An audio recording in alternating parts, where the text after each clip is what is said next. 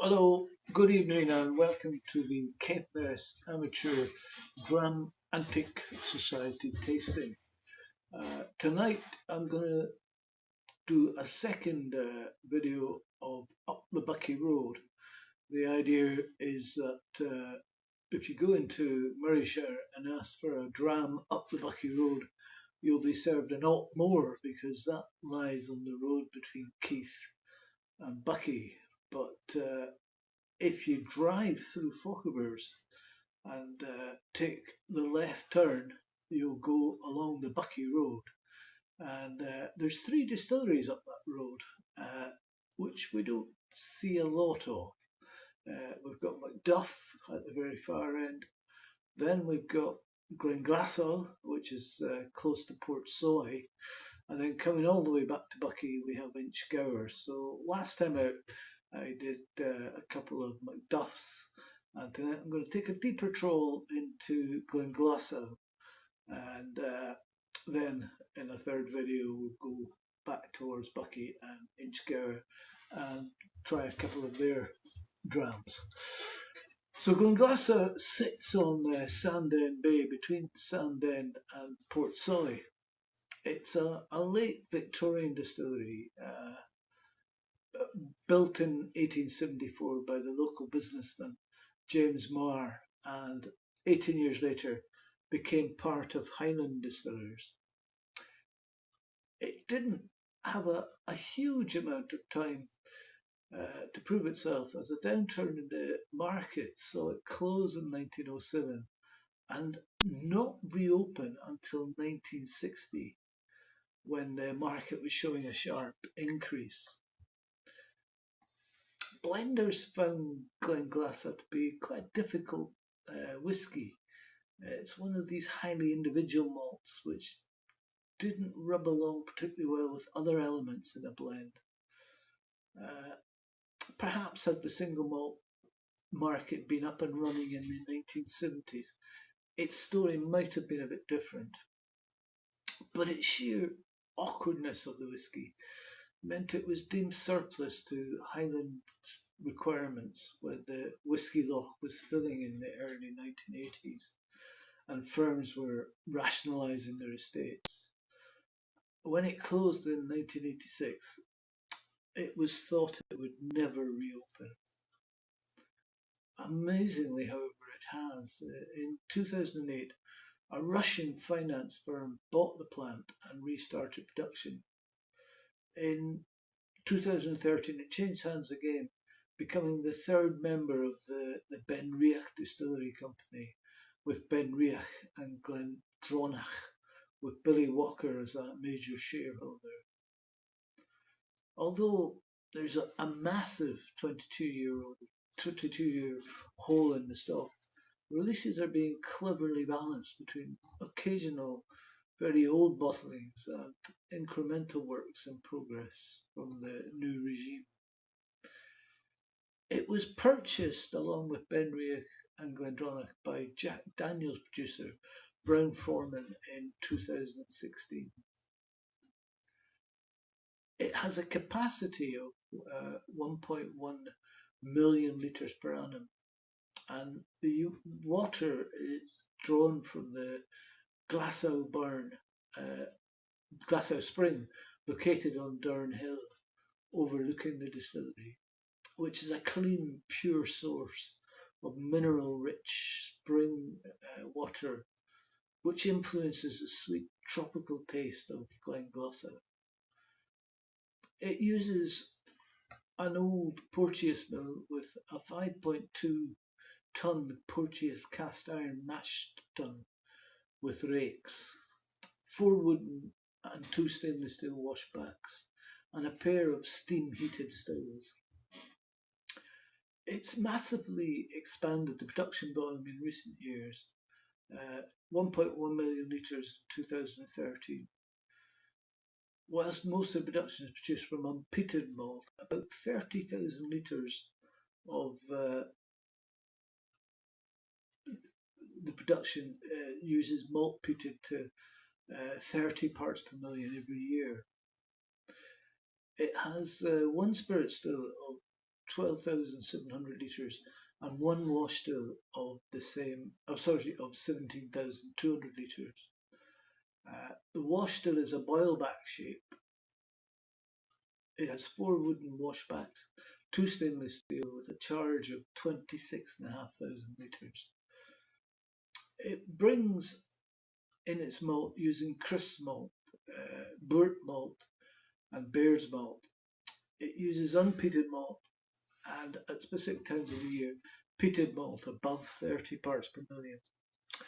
So the mash tun at Glenglassaugh comprises up to 5.2 tonnes of malt grist with water. And the washbacks fermentation time is between 54 and 80 hours to get a strong spicy wash. Glenglassaugh has rack warehouses. So Glenglassaugh whisky, while the distillates from earlier Glenglassaugh distillery captured an audience, there is a massive 22-year hole in stock due to that closure.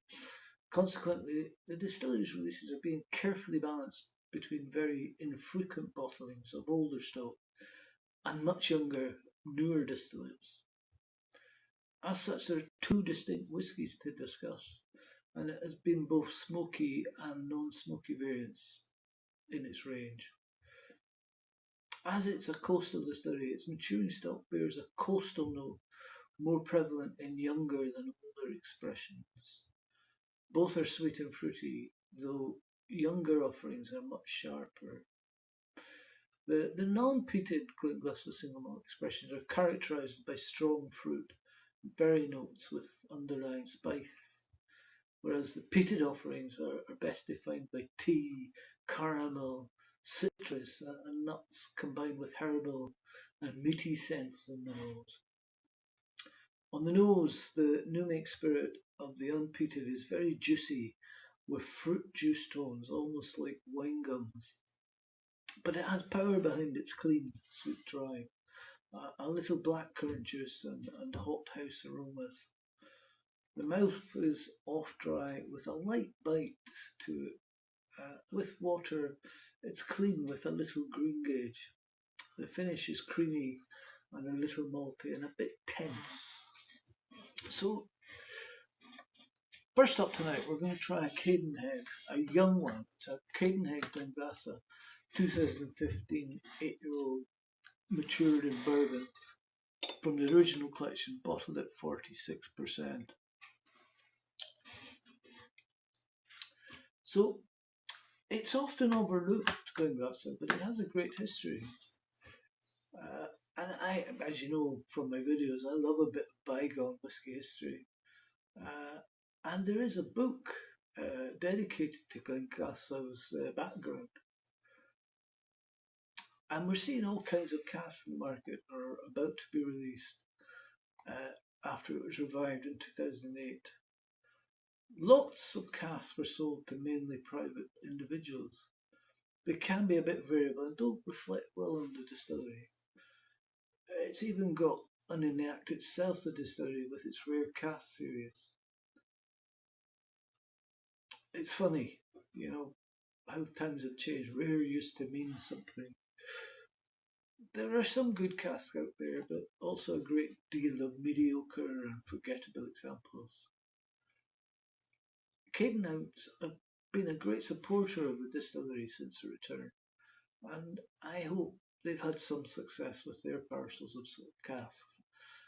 Let's find out. So this one was distilled in 2015, bottled in May 2024, matured in bourbon casks, and you can tell from the colour that it's a young whisky, bourbon matured.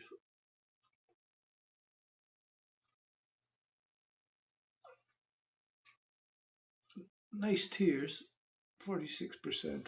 Natural colour, non-chill filter. And on the nose, there's lots of green apples and cooking apple. Brandy snaps. And then, as it spends more time in a glass, you get sort of more malty and oaty notes.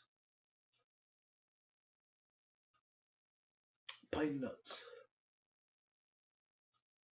It's like creamy porridge and vanilla.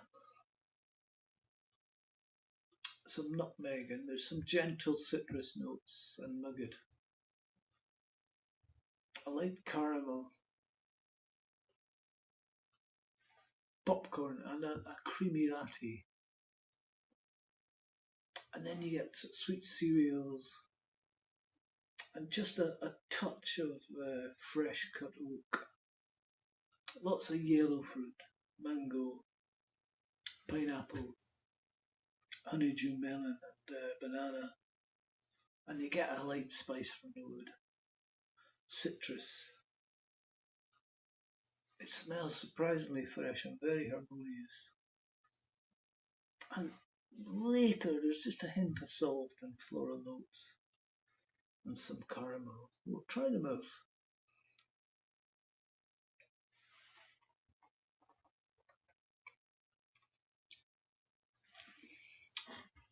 On the mouth you get honeycomb, strudel, and it's like a very nice vanilla ice cream with a faint spiciness.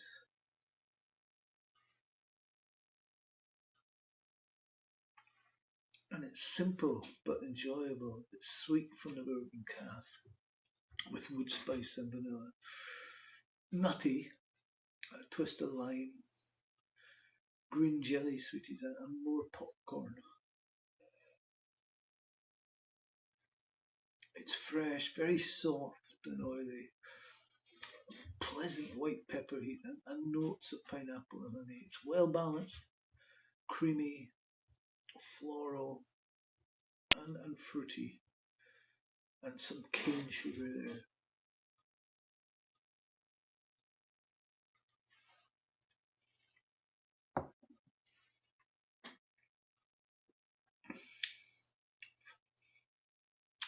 And then finishes pears, vanilla pods, demerara sugar, dry biscuity finish, buttery popcorn, fizzy spirits, and that lingering sweetness with incredible tannins and a touch of clove. It's very fruity, some oak, banana, mint, and a pleasant honey sweetness at the end, which slowly dries up from behind. I'll try 5 drops of water in this.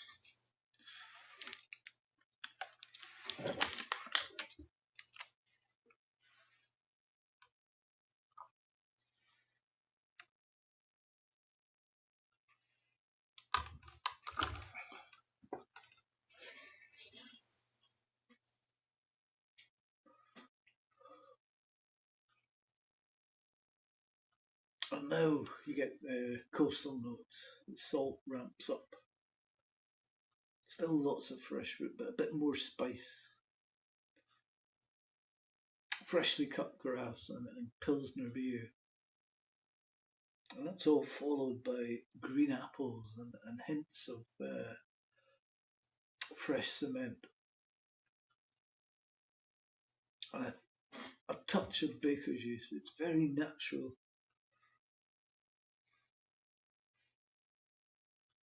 Lots of apples.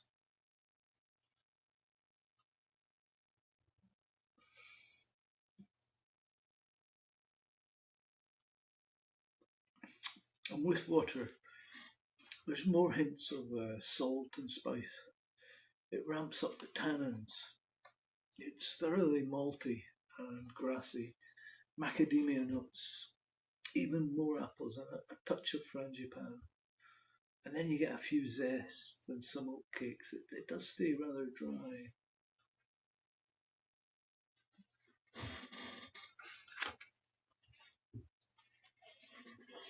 On the finish, the tannins increase and you get a bit more spice. It's maltier and grassier, medium length, heading towards woody spices, cinnamon and white pepper. You know, this is really nice, especially for its young age. Classic bourbon cask notes. It's a good opener. And I can appreciate why Cadenhead's picked this one out of the box. 46%, it still retains a good level of character. It underlines how good Glenglassaugh can be, alongside good wood and a patient approach. It's charming and natural. I'm going to cleanse my palate before we get some. It's something a little new. I've got some forest fruit, honey and sea salt, cashews and peanuts, Scottish heather honey and sea salt crystals. I thought that would go well with a coastal whisky.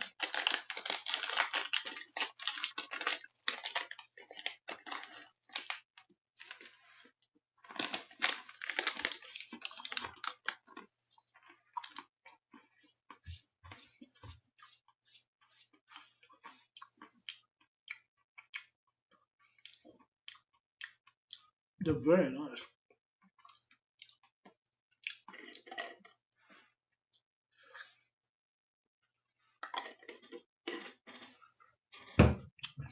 So I did describe that last one as light, floral, fresh fruits, vanilla, malt and honey, with a bit of nuts, a bit of spice.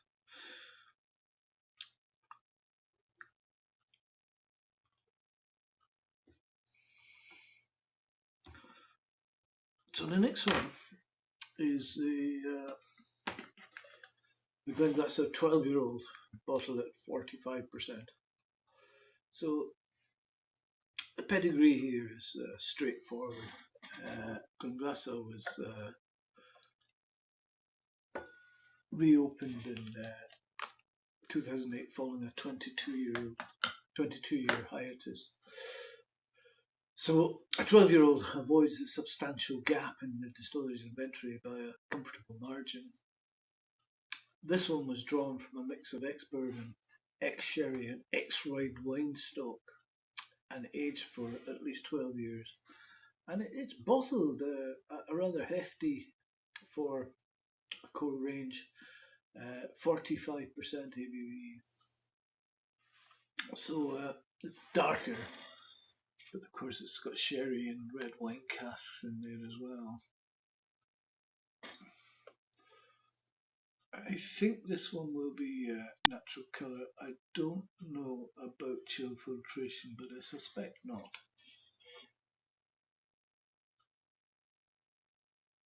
Nice tears on this one. And it's quite balanced, quite rich with almond, cherry, vanilla and blackberry. And there's a backdrop of honey and fig. Bit of everything actually.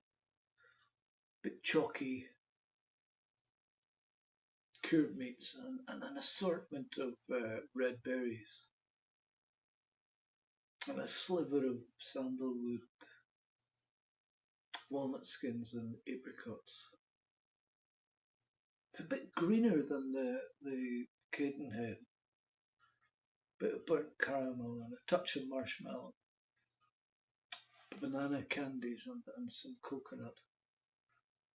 The longer you nose it, the sweeter it becomes. And the sherry in the red wine cask forges the path here. And there's definitely some sulphur from the cans.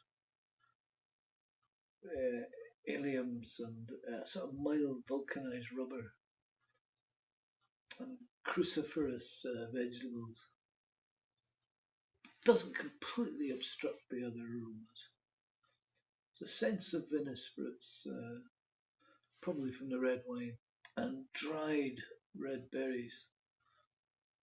And you get some of the sherry cask with singed golden syrup and a little Chinese 5-spice. You do get a hint of the malt. I'll try them out.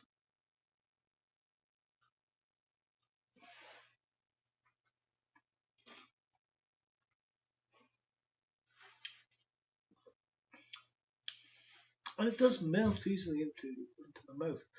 But it's got a subtle note of salt, along with greater flavours of creme brulee, caramel, currant, blueberry, toffee and vanilla.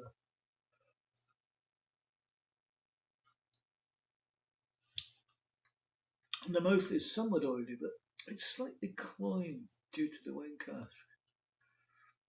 And there's a fair amount of caramel in the mouth, some coffee grounds, light minerals, a pinch of salt, and a good number of vanilla pods.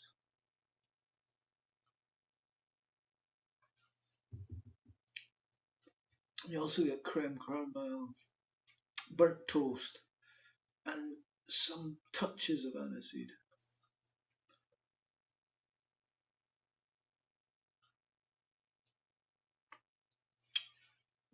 And you get sweet fruity notes, apricots, figs, strawberry wine gums, lots of hazelnuts, cocoa dust in it, and some more of that mulled wine feeling, and a slight astringency.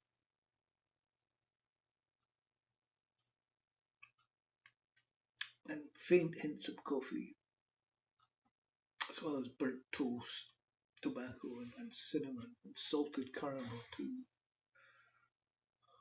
Try the finish.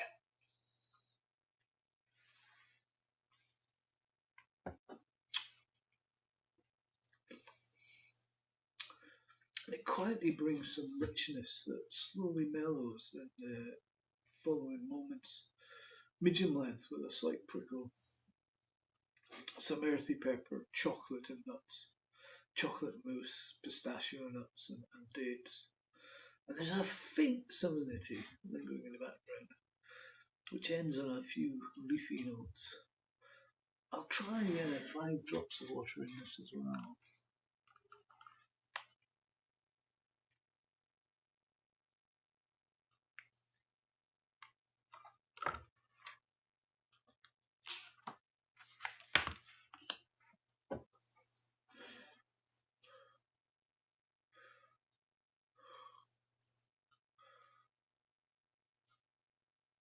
And it's very easygoing. A yeasty note, a choc, some fresh citrus and roasted nuts, and a hint of raspberry from the red wine casks. But then you get some rubbery notes and dried mushrooms, and some berries, hints of clove, melons, and grassy touches. It's quite hard to pin down. It lacks a bit of brightness. It leads with toffee, fig, and malty honey. Then you get dry grass and burnt dry grass.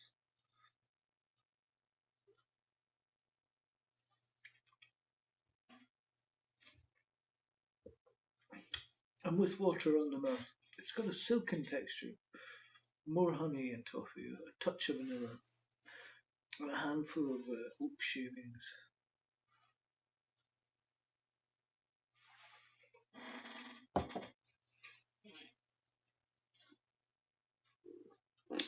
And the finish sort of wanders off with a light dusting of ash.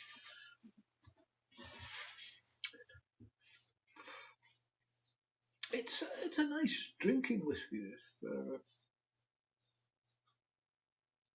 Complexity is not just mixing as many elements as possible, but I'm getting that feeling here. Red wine fights for attention, whilst the sherry and the fruitiness of the spirit never stand out, really. It lacks a bit of elegance. I'm sure that many will find this more to their taste. It doesn't gel with my palate and preferences. I think this bottling had more potential to bring a first core-age statement to the brand, and whether it was marketing department issue or production target that drifted out of the enthusiast domain or some other amalgam of corporate disconnection, this isn't the release I would have hoped for. Nothing coastal about this whisky. It's a mixed bag and it's quite far from what I expected from Glenglassaugh.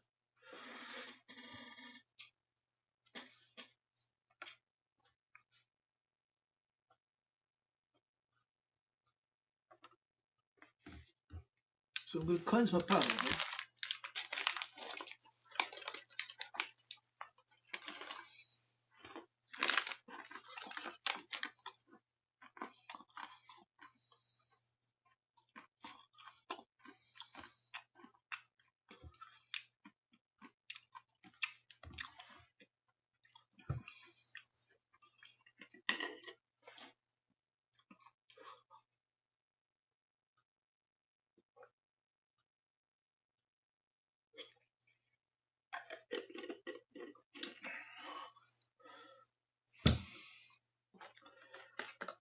So next up we have the Glenglassaugh Sandend, bottled at 50.5%.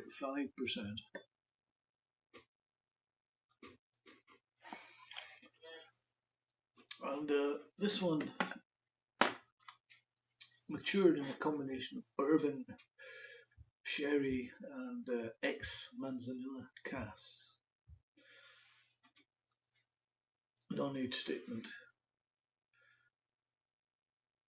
Definitely non-coloured and unchill filtered.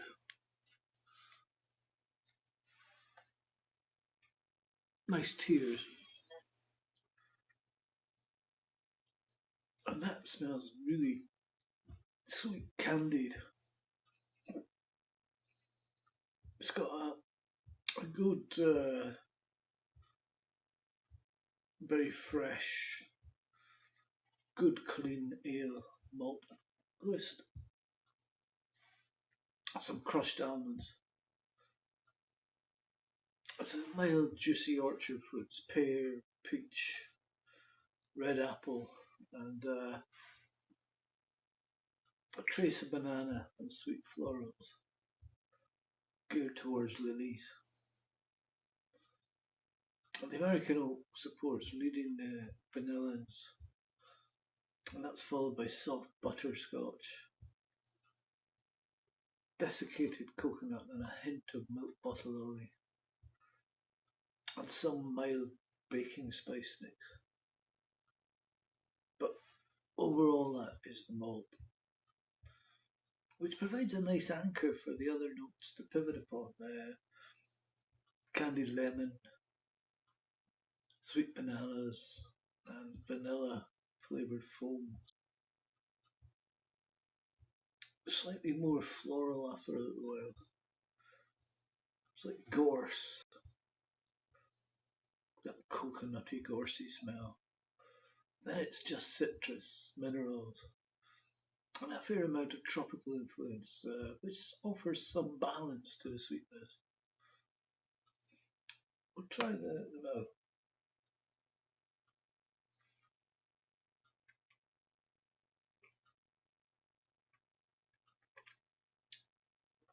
A nice thick, oily mouthfeel. And again on the mouth you get that recurring candy-esque sweetness. Hints of honey and butterscotch. Some chalkiness. Vibrant fruits, tropical fruits, gentle oak. A pinch of pepper and a sprinkle of salt.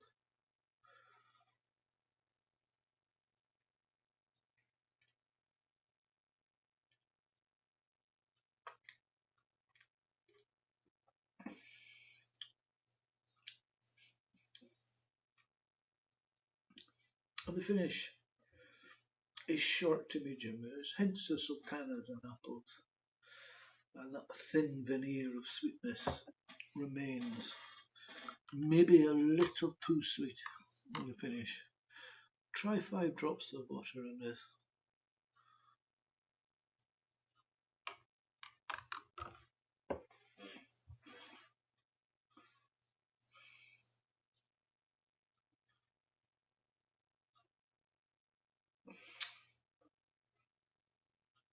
And water bolsters the sweeter oaky notes and lifts the peachy banana fruitiness a touch. But try the mouth.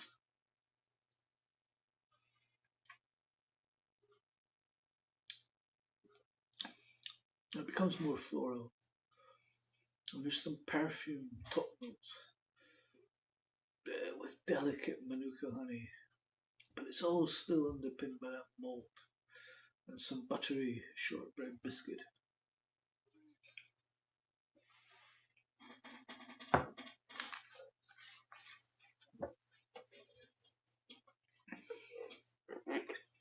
And it's less sweet with water on the finish.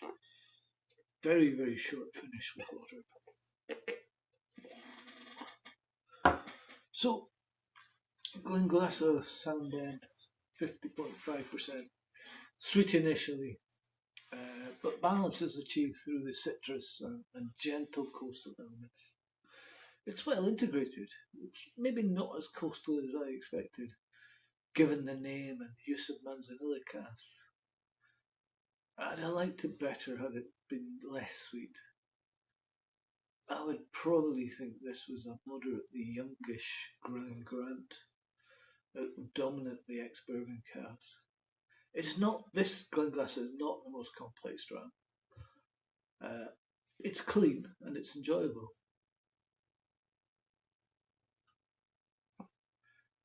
I get little anything that would indicate the casking, the bourbon, sherry and manzanilla, aside maybe from the slight almond notes. I'm not sure if it's because of my palate or Dr. Barry and her deft blending. I think the palate has got nothing coastal at play and certainly no real salt. So again, not quite what I was looking for from a Glenglassaugh. I'll cleanse my palate again.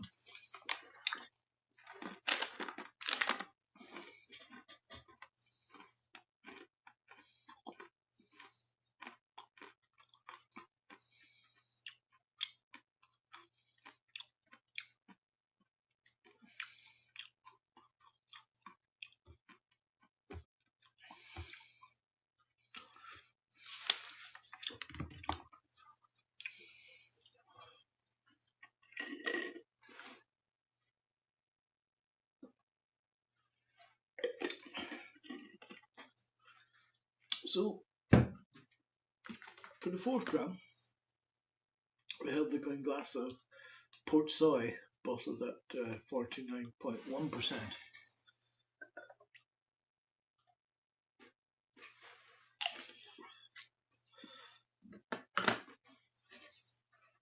Portsoy is the name of a village about 3.5 kilometres from the distillery. But it's also a nod to the barrel types used because, in addition to classic bourbon and sherry barrels, the Portsoy was also composed with malt that was matured in port barrels, and it also contains a little peated whisky.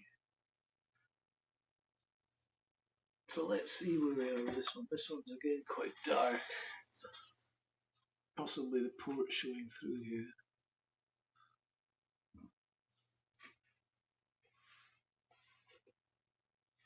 Nice tears.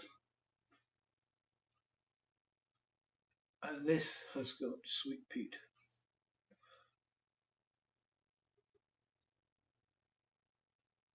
And it's got a savoury nose that's much cleaner than the 12, despite the fortified casks in the mix. And it's very typical of what I think is Highland peat. Warm wood smoke with a moderate herbal, peppery, lemon, terpenic undertone.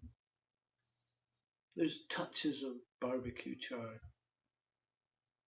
and some hot ashes.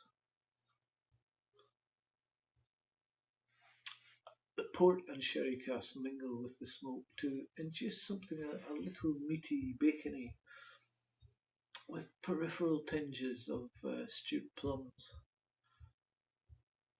But there's nothing like the sulphur of the 12.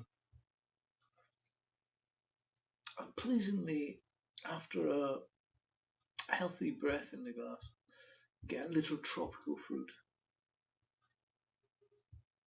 which you feel that along with the malt.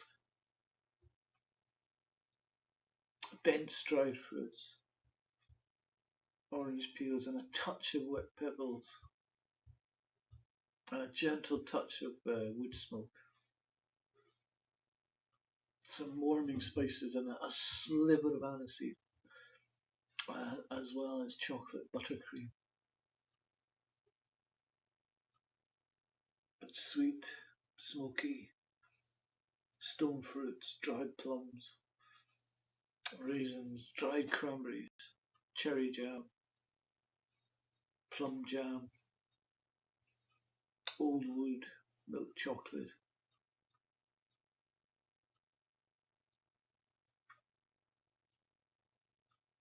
And you get a sort of salty sea spray. Cereal, smoke, and oak.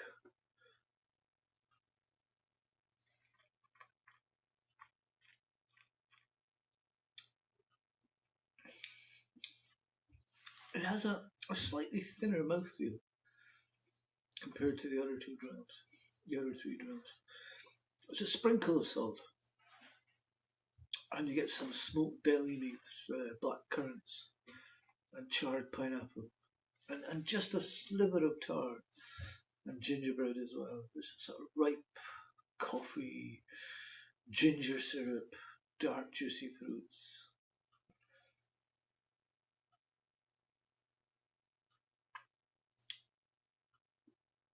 Plum, blackcurrant, and strong fruit tea. It's pleasantly sweet and spicy on the tongue. And the gentle, delicate smoke does very well to round it off. There's oak, licorice, spice, and salt, and heather. It's a very nice juxtaposition of flavour. Quite unique, smooth and full. And there are some serious coastal flavours in this one.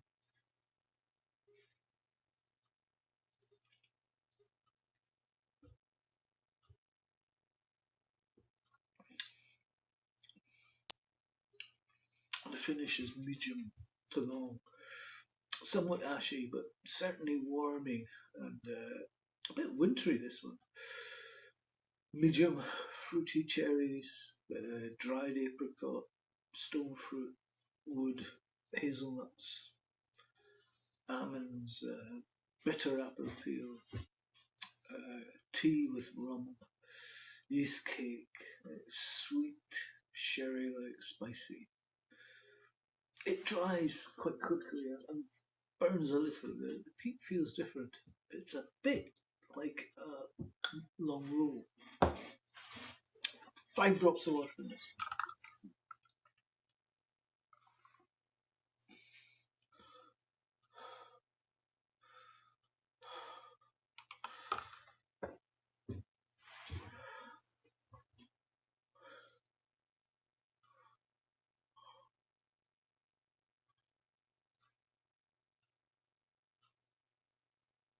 And the water has helped very well against the sharpness.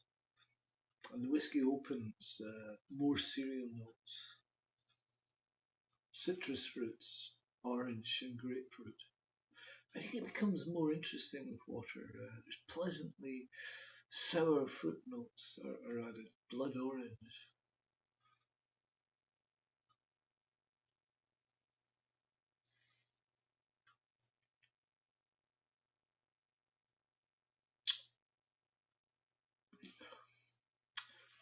Very good.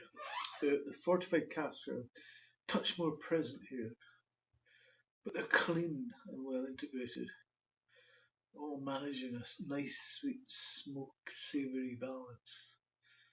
Stewed fruits with a touch of black currants, soy, plum glazed pork on the barbecue, more ash and char.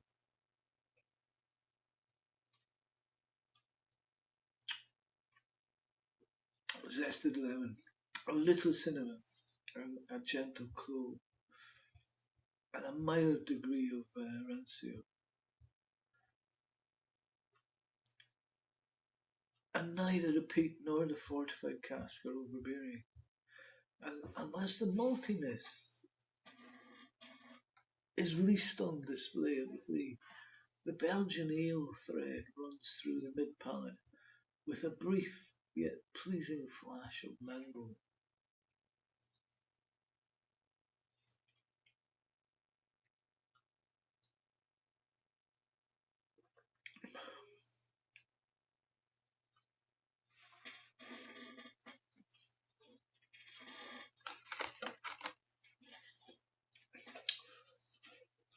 And the finish is quite salty and coastal.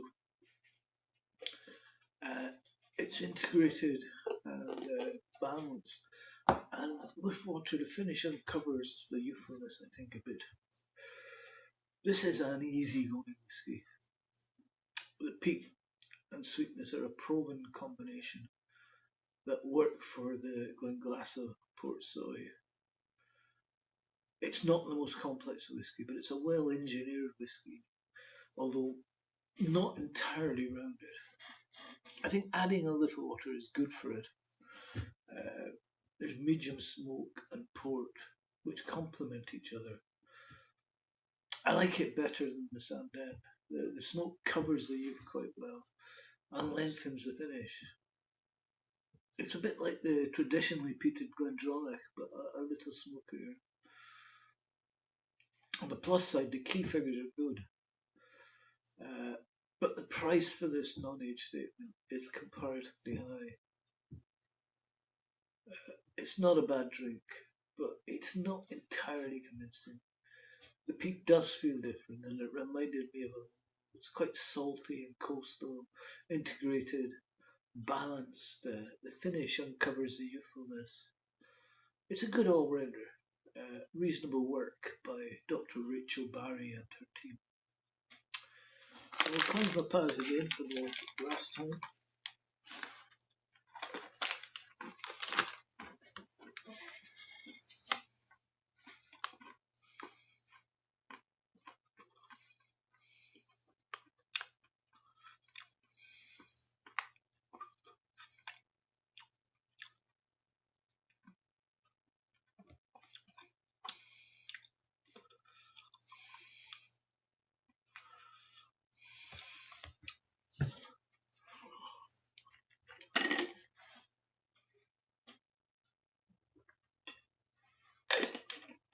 And now, I think this one's possibly gone.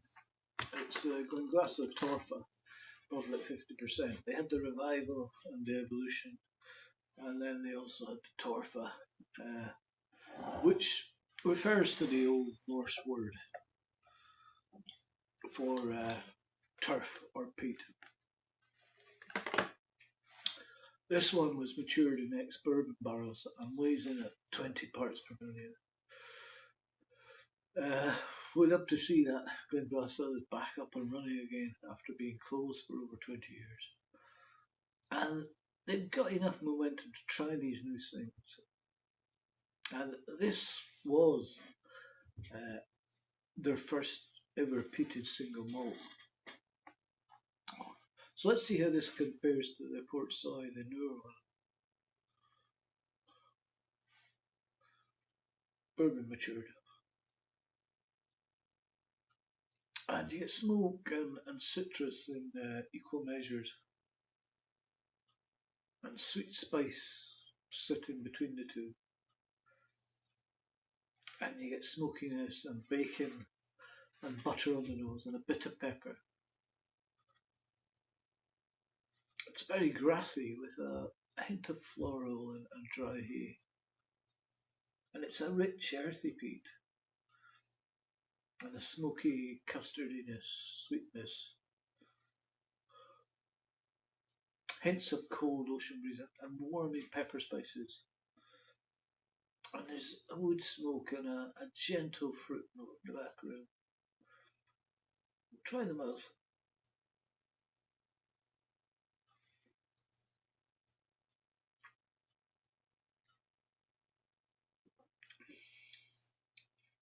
And on the mouth, it's not overtly smoky. It's got its coastal elements, but the fruity notes of melon, apple and more citrus make it a rather sweet whisky. And that's balanced by a warming barley.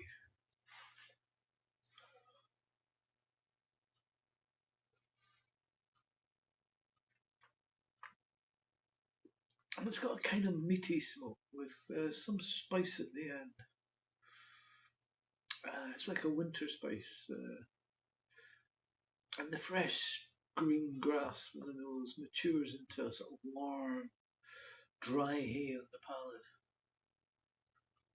And on the mouth, the floral aspect is gone. replaced by hints of apples and pears. There's a sort of warming earthy peat, drying ash and smoke.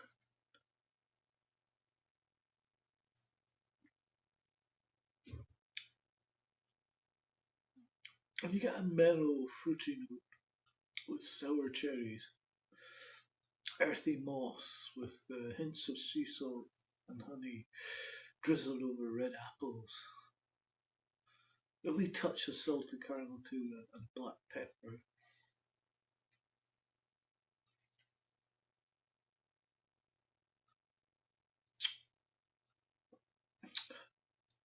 And on the finish, it's smoked last year. It's just a medium length, lingers with peat and honey and hints of licorice. Grassy and smoky, herbal, campfire, rubber, pepper and ash.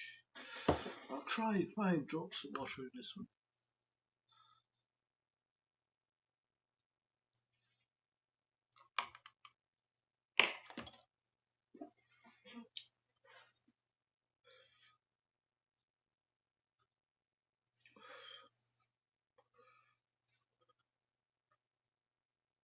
And then you get more pepper spice and lemon peel bitterness. And it mutes the complexity of the whisky. It's now a gentle smoke with vanilla, pepper and baking spices. Bread, honey, barley and lemon, and a bit of orange too.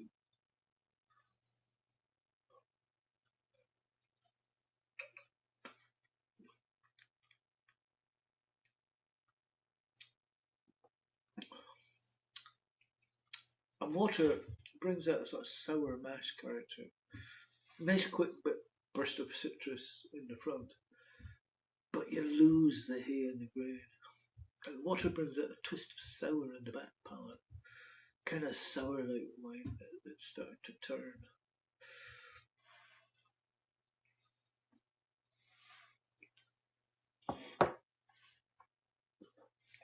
And with water, it's all lemon, pepper, and pectin. There's some woody spice to join the smoke at the finish. This is the Glenglassaugh Torfa, a good introduction to peated whisky for those that are looking to get a taste of smoky goodness. It does pose a predicament. It needs the worst of the alcohol to float away. It's elegant and drinkable without water. But the moment you add water, the spicy notes overwhelm everything else. And you're left with bitter pectin, which is not ideal. If you like spicy drams, this will be perfect for you.